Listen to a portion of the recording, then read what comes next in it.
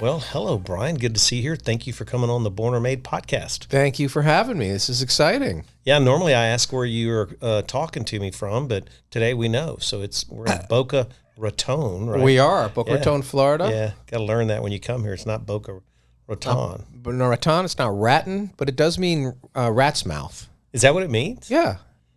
If you look at allegedly, if you look at the map of the overhead shot of the coastline here, it looks like a rat's mouth. And so that's why it's Boca Raton. Okay, I'm doing that as soon as we get off this thing. So that is get in the blimp, look at the coastline, and it's Boca Raton. Yeah, that's why they call it that. Kidding. Yeah. All right.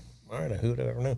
So first thing I always like to ask also, or second thing I guess on this one is going to be, so where were you born? Kind of start me off there. I was born in White Plains, New York, which is about 30 miles north of New York City, and ironically, I just flew here from White Plains Airport, so I came full circle.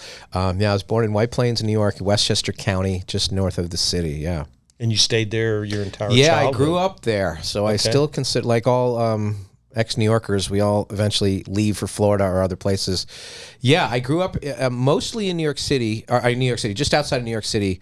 3 years of my childhood, though, we lived in Paris. My dad's job got transferred, and so when I was 10, 11, 12, I was in Paris, which was, looking back, it was a great experience, but I felt very out of the loop of what was going on in America.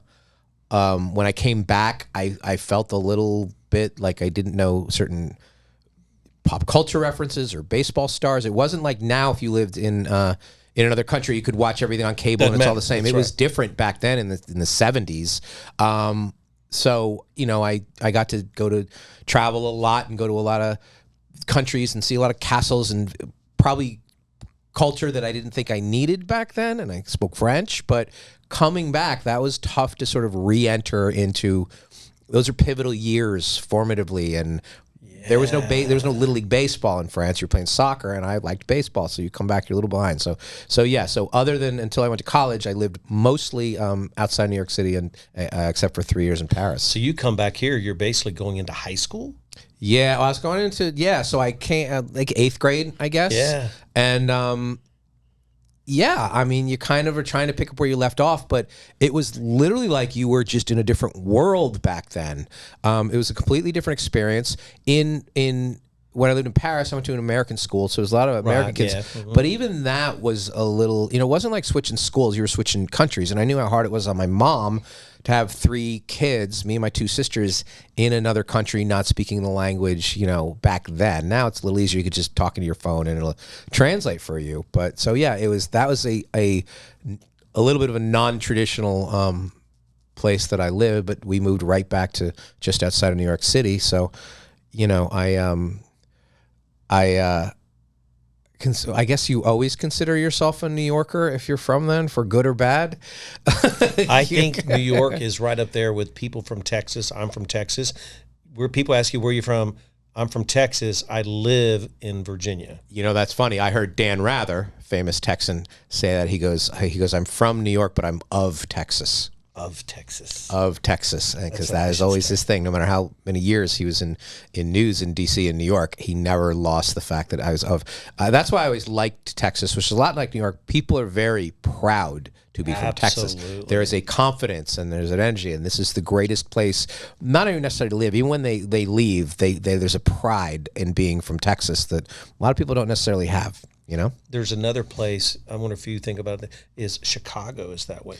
Very absolutely strong. Mm-hmm. And so I used to travel up there. Yeah. There was something about, I lived in St. Louis at the time, my wife and I didn't really like St. Louis that much because it's the show me stages. People are kind of standing, but it was the same thing as kind of, you go to Chicago, they're kind of bombastic, but you just kind of get a charge out of them. Yeah, I agree with you. I always say if the weather is the same every day in America for one day, Chicago wins.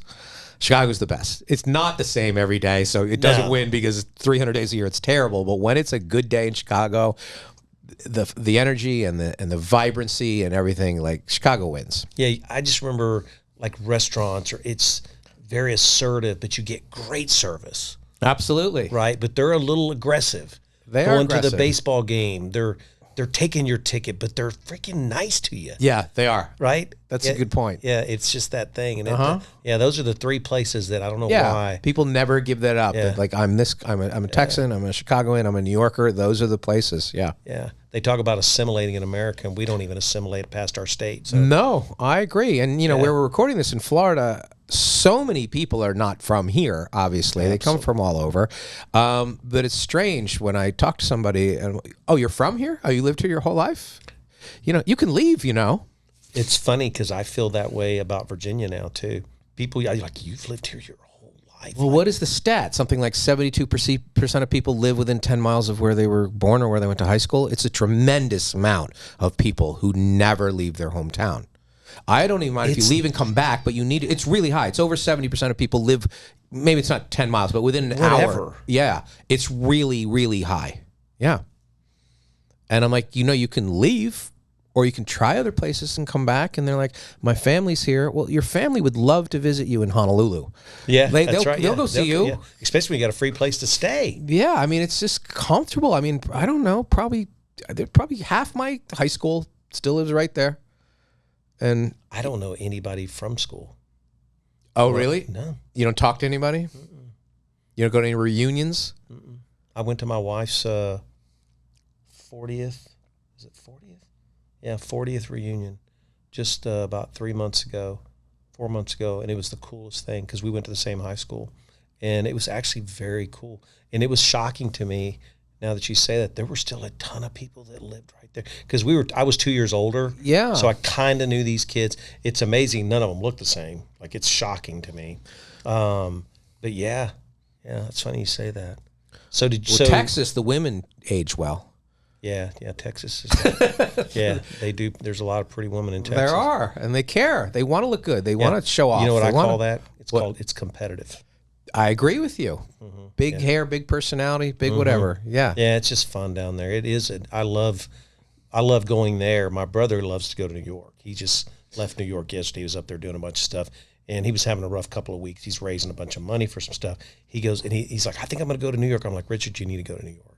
He's like, you really think I should? I think I should too. I'm like, Richard, you always get so much energy from that town. Well, it's just that what's different to us seems exotic, which seems sort of stimulating. Yeah. Well, I mean, you grow up on the East Coast and you think California is the dream, and then every kid in Los Angeles wants to go to NYU to college. Like, they want to go to East. That's what they've read about.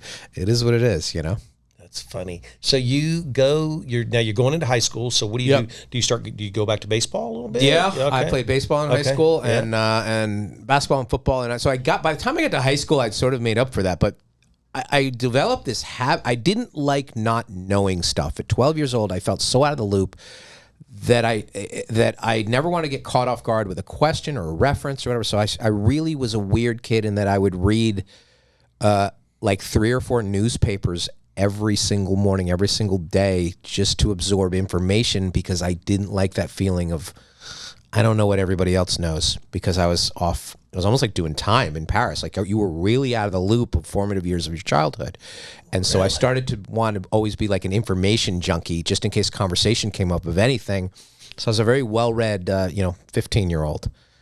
Really? Yes. And it was like, up until now, like, I still, every once in a while, I'll get a hard newspaper. I miss it. I love it. But I felt like I couldn't really start my day until I plowed through like 3 or 4 things before. And this is like high school I was doing this. Yeah, I did that in high school, my junior and senior year, because my dad worked for a publicly traded company and I wanted to understand the stock market. Yeah. So I started reading the Austin Times. Smart. And now I do it all digital. And the only reason why I did is because my little hometown, I'd go out and the freaking paper wouldn't be there at 5 o'clock in the morning. I know. It'd be 6:30. Well, my day's already ruined. And so finally, it's almost like they forced me into, because I picked up on what you said. I still love to read a newspaper. I picked up I was on an airplane, or I was flying on an airplane. I was at the airport, and they made an announcement. There's no Wi-Fi or whatever. I'm like, well, let me go buy a newspaper. I was shocked at how expensive a newspaper is. How much is it? It was like $4 for just like a regular paper. I used to get it for 25 cents. I used to get USA Today for free at every hotel. Yeah, that's right. You got it for free. Newspaper, it was like $4. I'm like, really? Yeah, I guess they got to still make it. But yeah. So I liked that. I liked, I've always been a curious person. So starting to learn that and absorb that at a young age, I thought was good for me. Yeah. So did you go out of high school, going to college? Yeah, I went to college. I went to Holy Cross in Worcester, Massachusetts, Jesuit liberal arts college up there. And I went to college thinking I wanted to be a sports broadcaster. I wanted to be Marv Albert. I wanted to do that. First week of college, I get a job. I get a gig on the college radio station reading the scores.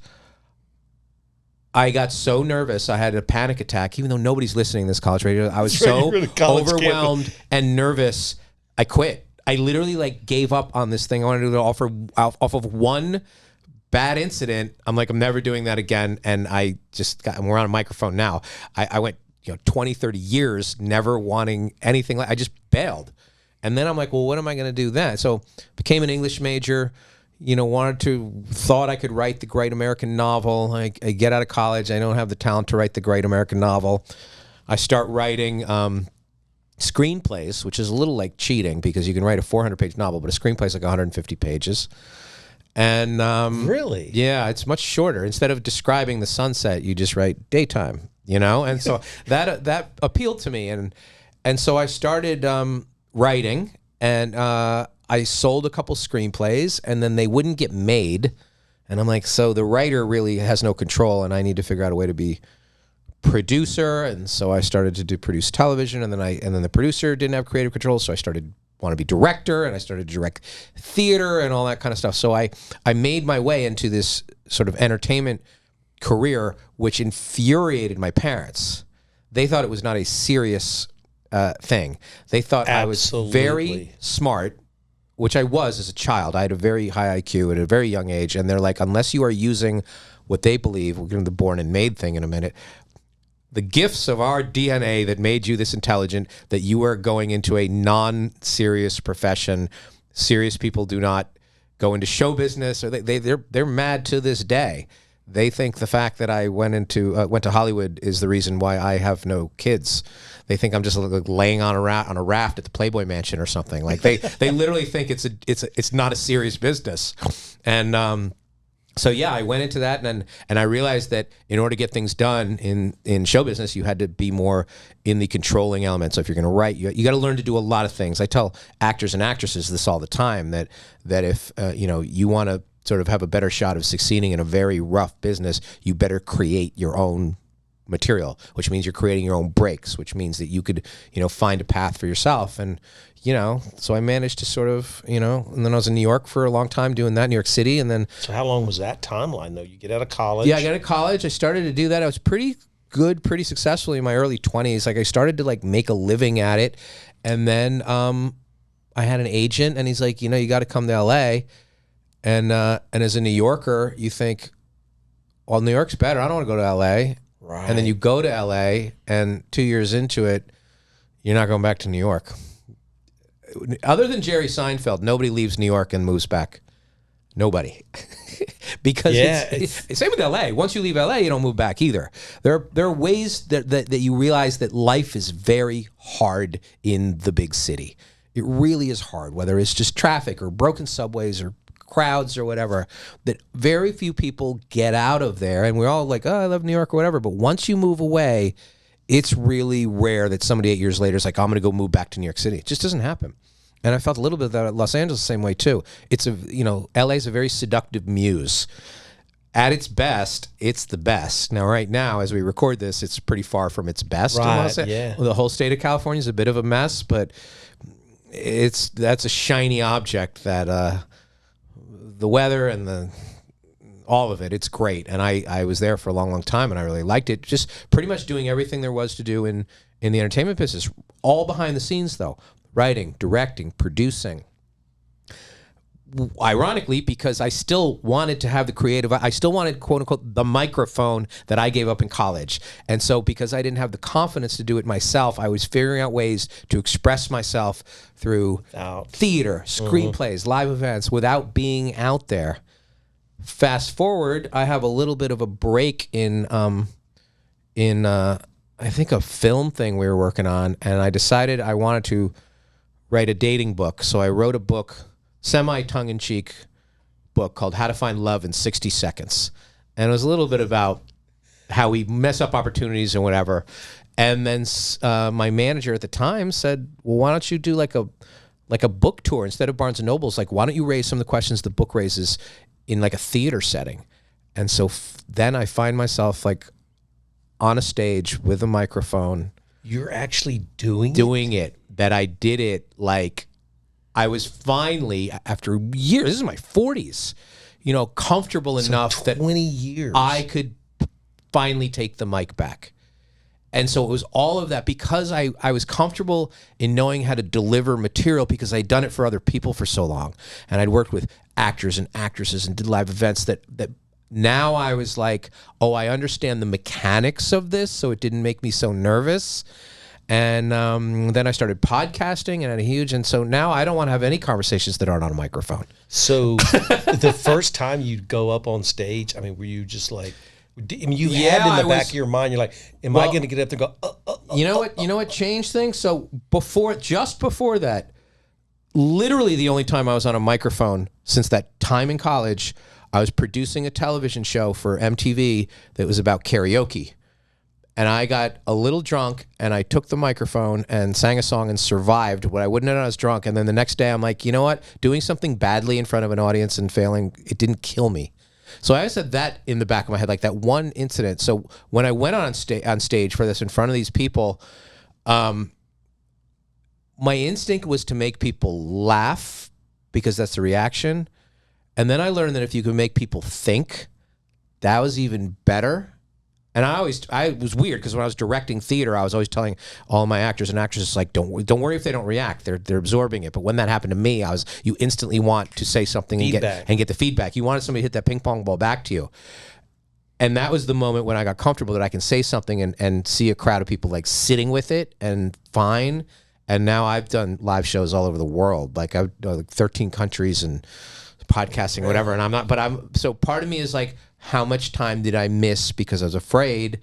And the other part of me is like, it wasn't my time to do that.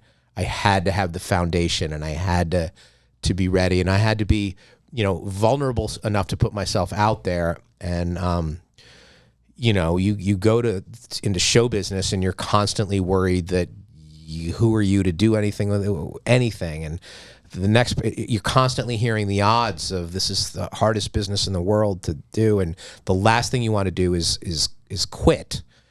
You know, 15,000 people move to Los Angeles every day, and 15,000 people leave every day, and they have to go back. And it's a little easier for because I was behind the scenes, and it's a little easier because you're a man. You kind of have a little bit longer window. Absolutely. But when you have to give that up, and be like, I'm going to go back to Indiana and get a job or whatever I did, because your family all along, and my family was this too. You're not going to, what are you going to do next? What are you doing? And my father was somebody who one time he told me this, and I remember him saying this. I'd been in LA for about 5 years, and I thought I was pretty successful. He goes, what's going to happen when you run out of ideas? And I go, well, I don't think you ever run out of ideas. I think you have the mind. Like, why would you ever run out of ideas? Right. That was his approach to it, that this is a temporary thing. You better you better go to law school. There's only so much time. See, he was a lifelong IBM person. Dark suit, white shirt, corporation. And because I saw that every day, and you know, he made money and whatever, but it didn't seem that fun to me. It didn't seem like a fun life, fun job. You had to get up, and I don't want to wear that. I don't want to wear a suit. I don't want to wear a tie. I don't want that. There just weren't a lot of laughs in the house because of that. So I was always like, well, I don't want that. You don't want that, corporate structure, right? Yeah. And so, but he's like, well, you were bred to have the same capabilities, and it just was never for me. I grew up in a house that was very like, being funny is not serious people. And I was like, well, I'm pretty funny. So every time I play a comedy club, which I do a lot now, part of me hears my parents' disappointment. And I've been on the marquee at the Hollywood Improv in LA, and most people would be like, oh, my parents, no, not them. They're like, oh no, the better he does at this, the farther he is away from curing cancer as a doctor. And so that is, and a lot of people go through that. A lot of people are told that in any business or anything, that, you know, you can have a real supportive group of people around you, or you can have the opposite. And it took a long, long time to find people to really believe in you and believe in your talent, which makes you believe in yourself. And I was probably in Los Angeles for 10 years and working, but before I found the right people, and one was my producer and one was a manager of mine, and they're like, you are just as good and you were better, and I believed them. And maybe people had told me that earlier and you're not ready to believe them. And so it was the right words, the right time from the right people, and then it clicks in, and then my parents' disappointment didn't matter anymore. Because there was always that, you know. So you live with it and you overcome it, and then you carve your own path and whatever. But yeah, so you go this 20 years, you're there. So take me after that. So you got to get that. So where do you go from here? I mean, I know where you are now, but you still got a gap. Well, I was on the road. Before I left Los Angeles, so my book, How to Find Love in 60 Seconds, there we go, turned into a guy named Adam Carolla, which a lot of people probably know. He came to me, and I was doing this live tour, and he's like, you need to turn to podcast. It turned into something called The Great Love Debate, which is a theater show. It's a town hall style, sort of men against the women, figuring out, like, guys against the girls are. So I was supposed to do one of those for the book, and then somebody booked me again and again and again. Still going. 11 years later, I do some version of the show, and I've done it in Sydney and Shanghai and Bangkok and really, that is so cool. Tel Aviv, and it has taken me around the world. So I've been on the road as the talent, quote unquote, that I was never the talent for because I wasn't ready. Doing these live sort of funny debates for hundreds of people in these theaters and comedy clubs and music venues all over the world. That's what I've been doing. So I keep doing. I don't do as many as I used to. I used to be on the road like I was in a band or something, but and every city's different. Dallas is different from Boston, is different from absolutely just Auckland. The people alone. The people are different. Yeah, they're wound different. Not everybody loves guns the same way. No, you learn that. Yeah. Not everybody. I can't make the same jokes about Trump in San Francisco as I do in Atlanta, and you learn a crowd. But at the core, you learn the breakdown of communication and confidence between men and women. So I got interviewed for Nightline, ABC's Nightline. And the woman, we were shooting an interview, and then she stops taping, and she goes, is this whole thing really about you? And I go, what do you mean? She goes, when you're going around the world and sort of raising these questions and having this fun thing, she goes, are you really trying to find out answers for yourself? I go, yeah, I think I am. Like first I was like embarrassed, like, no, that's not it. But I'm like, yeah, maybe this is just therapy for me.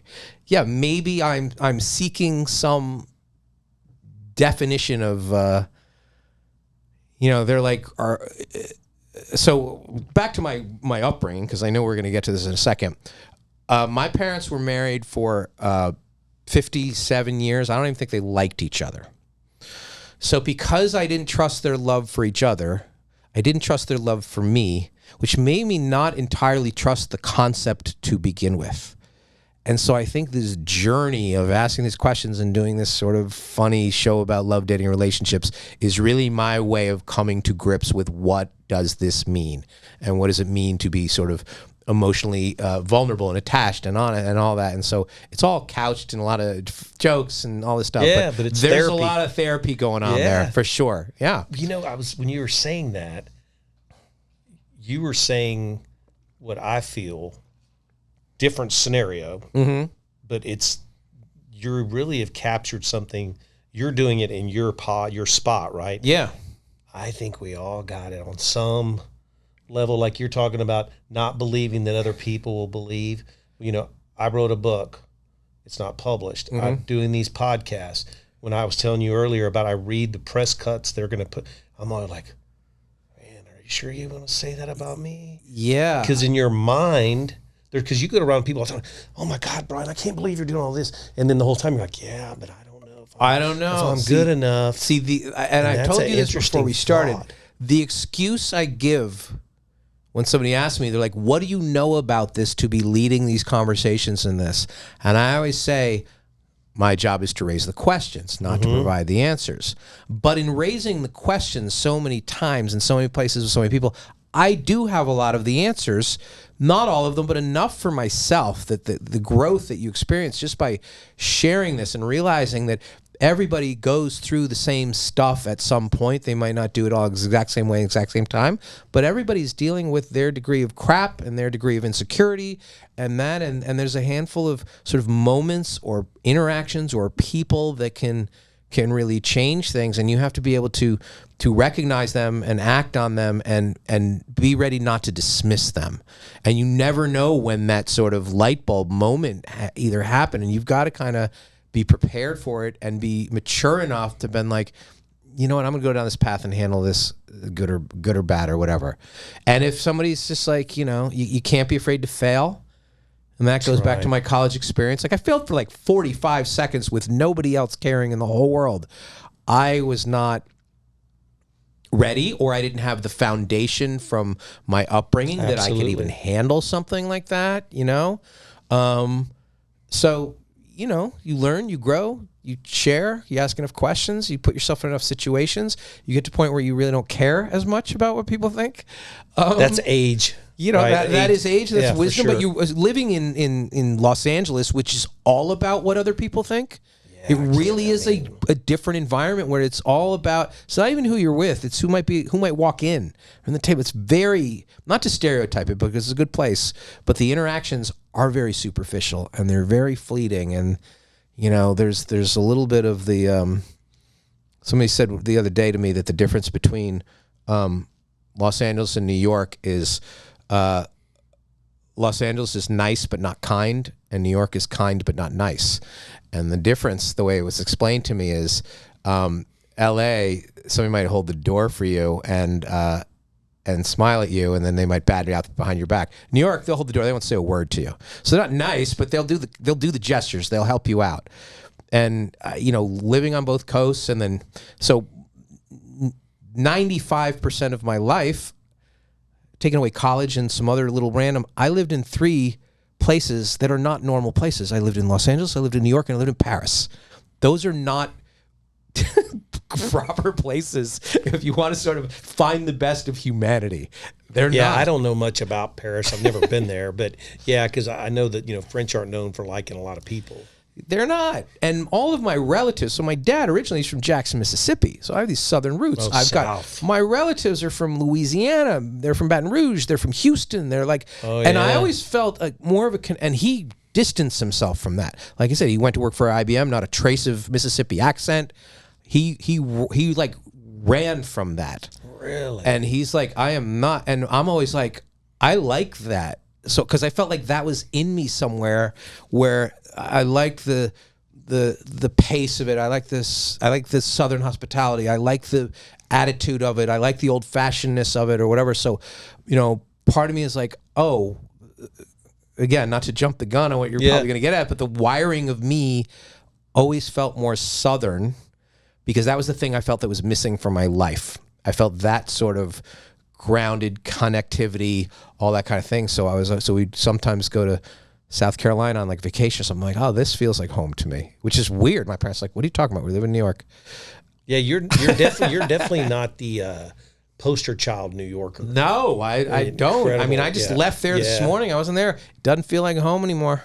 Yeah. I don't feel like I'm from there, and you live there most of your life, and you kind of identify, and you still root for the teams and whatever. But I'm like, I don't want to be here. People are like, oh, do you like being home? I'm like, this doesn't feel like home. It doesn't. And that's strange to, like, you have that and you could say it, but it's like, this doesn't feel, I don't feel comfortable here. I feel more comfortable in Charlotte, Nashville, Minneapolis. And I think because I feel like I spent decades lacking authentic conversation and connection to people. You just don't. You're just kind of in your own world. And even when you live in New York City, there's this effect that's called a bubble in a waterfall. So the bubble is surrounded by all of this energy, but it can kind of float on things. So a lot of that, it's a very lonely place in a lot of ways, and so is California to me. So how do you do by yourself? Can you handle being lonely? I mean, because I mostly again, there's a difference between being alone and being lonely. Right. Yeah. I find a lot of I do not like being alone in my home. I go nuts. I need to be out, and I'm very introverted, so I don't want to go out and just talk to strangers, but I want to be around them. I need the stimuli. I travel a lot still, and I've been to all the major Asian cities. And part of me is because, I grew up in Paris. We do Europe habitually. We all go to London and whatever. But my longtime producer, she's like, and I'm afraid to fly. That's another thing. And she's like, just suck it up one time and pick a city in Asia. Pick Tokyo, Seoul, Bangkok, and just go one time. So it'll change your life. I go, really? And I went over there. I think the first place I went was Bangkok. This sort of cacophony, is that a big word? That's a big word. Of stimuli, of color and light and sound and everything. This freneticness. To me, as an introvert, I felt comfortable in there. I'm like, I can be stimuli, I can take it without anybody talking to me. Nobody's going to talk to me in these places, but I'm not alone, and I'm not in the middle of the woods somewhere, and I'm not like sitting in the dark, that I could feel completely energized by my surroundings while keeping a little bit of distance from it. So since then, I've been to all of them. I've been to Tokyo and Singapore and whatever. I go all the time, and I get so much out of it being by myself, but I don't feel alone. Whereas if I just am home, I definitely feel that. I don't know why. I think it's got to be the energy. What about do you ever go out in the woods? I do. I don't feel it in the woods. I lived on the beach. I didn't feel it on the beach. The nature doesn't do it for me. Yeah, but the ocean's making noise. There is some form of stimulation. I like a river. I like that. I need some action. I need something. But don't let me sit at home and. No, if you sit at home, that's why. The first thing I did, I was still living in LA when the lockdowns happened. Oh, geez. I left. I got in a car. I went to Nashville. I went to Atlanta. I went to places I went to Dallas. I traveled more during COVID. It was very cheap. It was a great place to go. All the hotels were up to. It was great. I'm like, I'm not going to stay locked in my home. And it was on the beach. It could have been nice. And then they're like, oh, you can't go to the beach? I'm like, I need to get out of California. I can't go on the beach because I might get COVID. I'm like, I'm not doing this. That makes no sense, yeah. I left, and I was on the road for like a year, avoiding that feeling. I'm like, I cannot feel locked down. I do not want food delivered to I want to go out. I'll just run around a grocery store. I needed to be placed. So I was in the quote unquote, the open states a little bit more, but even the ones that weren't, I just needed to be traveling, because the thought of being imprisoned mostly by myself in my house, I couldn't deal with that. And some people loved that. Some people are like, I want to just watch Netflix, have food delivered to me, and have no interaction with the world. I didn't want that. So there's a difference, because people are like, oh, well, you're out and you perform, and how can you be introverted or that? Introversion's more about, I want to be in control of the environment and the conversation that I want to. So like an Uber driver talking to me is terrifying to me, which is terrible. Really? It's a bad way to go through life. You shouldn't be. Yeah, everybody has something to share and say. Right, yeah. I'm wrong. I get it. Not really. No, it just surprised me, because you're. I want to have the conversations I want to have with the people I choose to. Yeah. So small talk bothers me. Yeah. I will take the stairs so I don't get stuck in the elevator talking to somebody. Like it's Good. So. But being out, I almost have an excuse not to engage if there's a lot going on. Nobody's going to notice me. You. Yeah. And that's a big part of it. So even when I was living in New York, I would go just roam around Times Square. I would be like, what is the most packed place that I could disappear in? And I lived a block from Times Square for 10 years. And I would just walk over into the middle. As opposed to sit in my house, I would rather just walk around in Times Square with all these people, nothing to do with them, to do that. Really? I felt safe. I felt safer there. Yeah, it's weird. Maybe I am nuts. I don't know. Maybe I need more therapy. But yeah, everybody's a little crazy. Yeah, everybody's a little crazy. So yeah. So you get through LA. So where are you at now? Like I'm what they call hotel homeless. So I'm literally like, and part of me is like, oh. So we have these podcast studios around the country, huh? So one way you like it. Oh, I like it. Yeah. So I go to. It depends on where the weather is. My mail, I guess, still goes to Santa Monica, but do you actually still have a house out there? No, it's gone, sold out, left. So you have like a PO box? Or you have like an office, or you just have it to one of your? I have an office suite there. Yeah. So part of the time I'm in Florida, Vegas, Scottsdale, yeah. Nice places, palm trees. You know, I kind of float around, and I'll figure that out where I want to go. But part of me is why I like Dallas so much is you can get everywhere in America 3 hours or so. That's why I've been telling you need to open one up in at least either Charlotte or Dallas. Because if you're near a major airport, you can get anywhere. It is such a big advantage. It's a huge advantage. I have to fly out of Richmond. And it's terrible. I have to go through Charlotte, or you got to go through Atlanta. I need to be near a hub so I can get somewhere. In Dallas, you can get anywhere in the world from Dallas. So you know, part of that appeals to me. So do you? So I'm thinking about like, okay, where do I put the roots down now? Because people don't like that question. Where do you live? They don't like it. They want an answer. So how long have you been homeless? Like 2 years. 2 years? Yes. It's delightful. They make your bed at the Hyatt.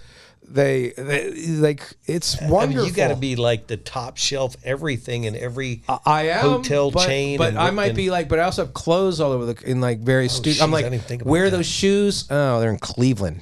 Shit. Yeah, I better go shopping. Yeah, it's not ideal, but you'd be surprised because you know I left slowly coming out of COVID, and I'm like, well, where do I want to go? Where do I want to be? And I want to pick the wrong place.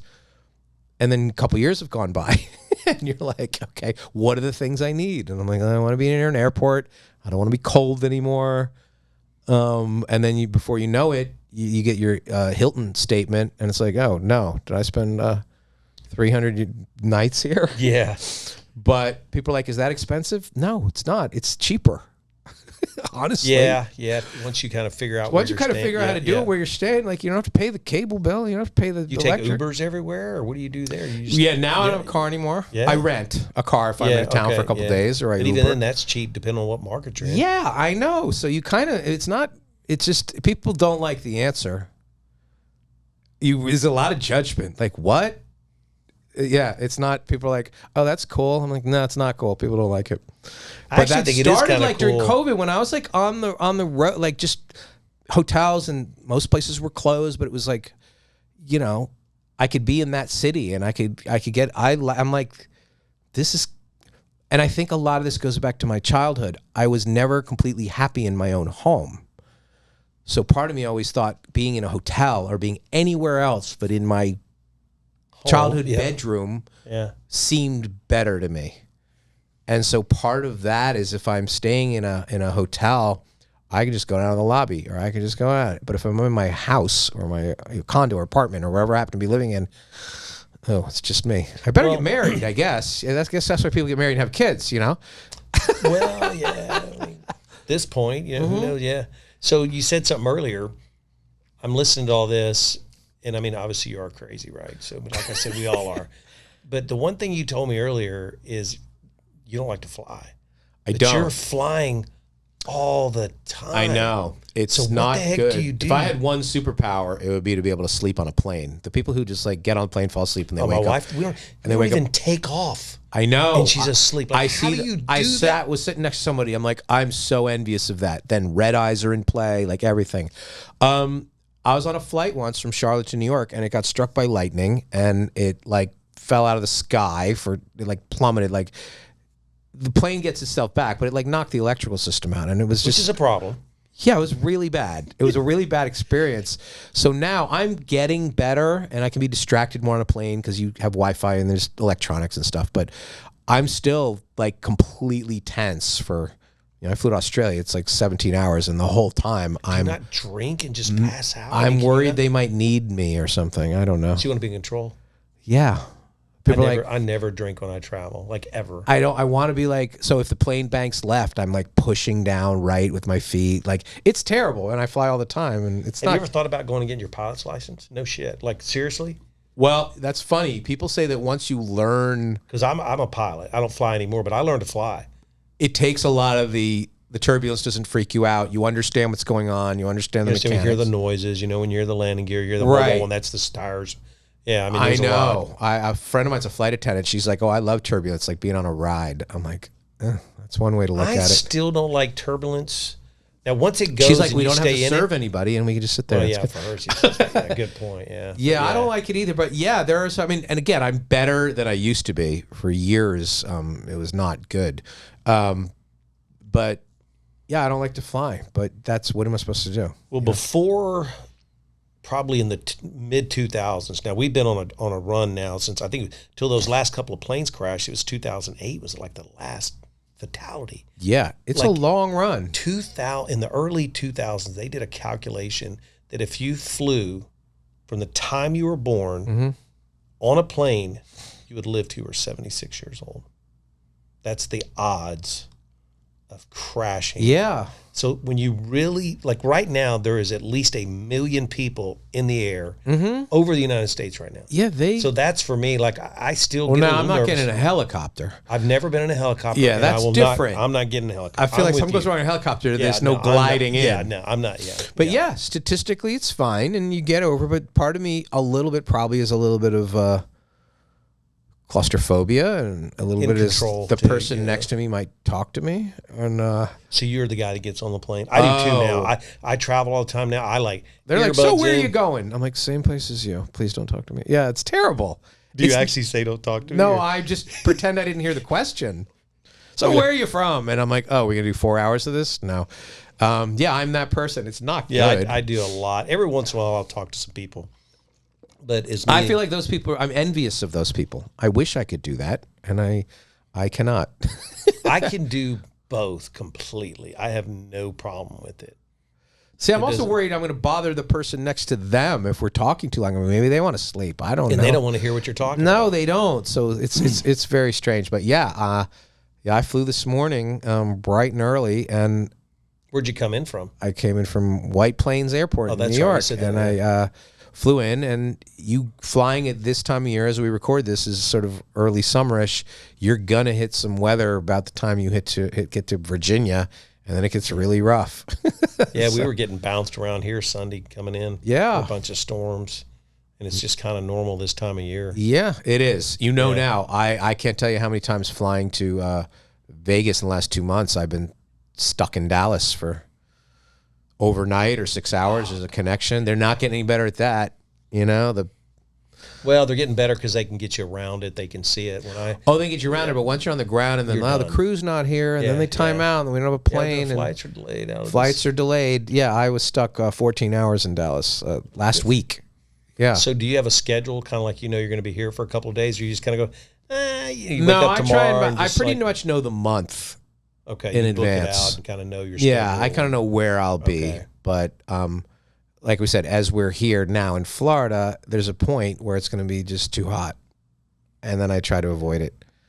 So on your venture you have now, you're doing all these locations all over the country. It's called Pod Populi, where we Pod Populi, a chain of podcast recording studios that I started essentially because I was a podcaster and I just didn't have enough places to record or people to record me, and I thought, how many people would be able to podcast if we took the hard parts out? So it's a little bit like first one was in Scottsdale, Arizona. Second one was in just outside of Cleveland. Okay.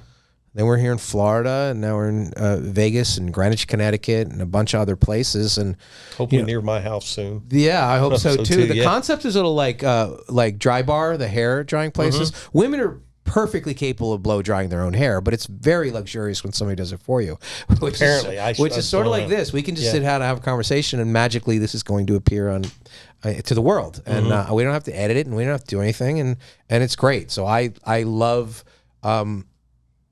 the medium. I like the being a voice in the head is a very powerful thing. I like that this conversation can be consumed by people all over the world, and you'd be surprised. Like I said, I've done my tour in all these cities, and 400 people show up to see it in Sydney because they're fans of the podcast.